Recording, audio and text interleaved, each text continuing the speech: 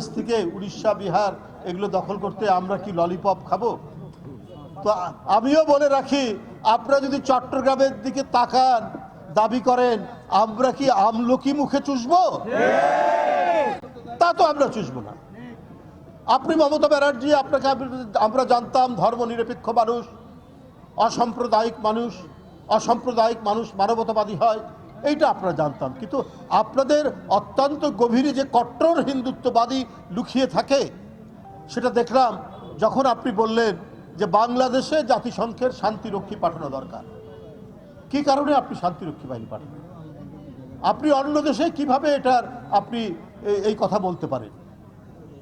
আপনি আন্তর্জাতিক আইন কানুন জানেন না, আপনি অর্বাচীনের মতো এই কথা বললেন।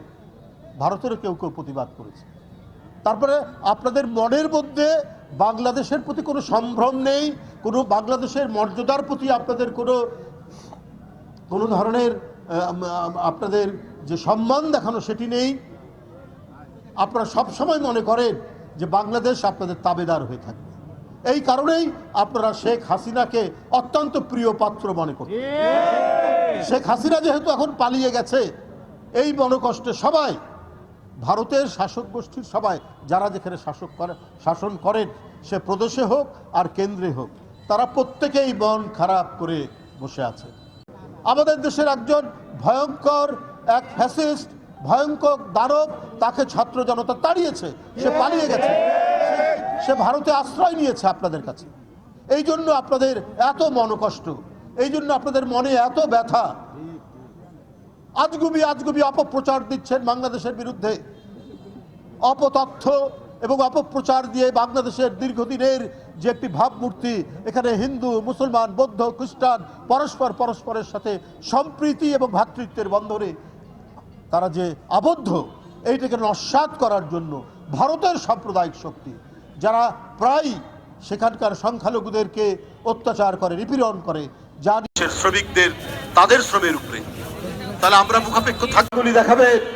আপনারা গলার জোর দিয়ে বাংলাদেশে আপনারা সেটিকে কলঙ্কিত করার চেষ্টা করেন, এই জন্য যে আপনার হত্যা, পাদ্রী হত্যায় রক্তাক্ত।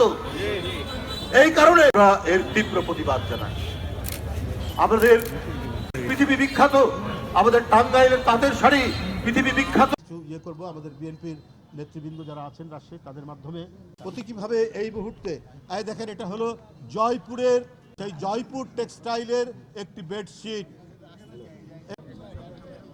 যে আগ্রাসন, সেই আগ্রাসন আমরা এখানে নিক্ষেপ করছি। ভারতীয় পণ্য, ভারতীয় পণ্য ঢাকা, দিল্লি না ঢাকা, ভারতীয় পণ্য অন্য কিছু আমরা এখানে বিক্রয় করব। যারা আসবেন তারা